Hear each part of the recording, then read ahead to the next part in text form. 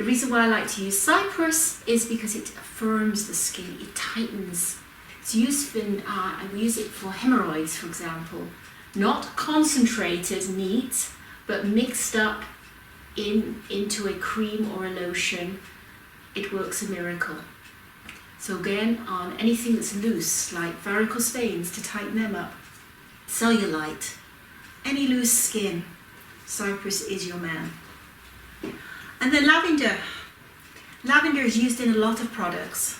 And the reason why I like to add lavender to some of my products is it helps improve the lymphatic system. So it helps move things around the body.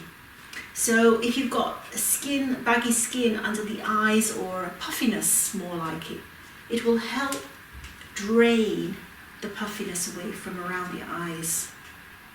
So the combination of the healing power of the seaweed, the firmness, and repairing and regenerating the collagen and elastin fibers in the skin, you've also got the added addition of the moisturizing aspects of the hyaluronic acid and then the healing, rejuvenative powers of the essential oils.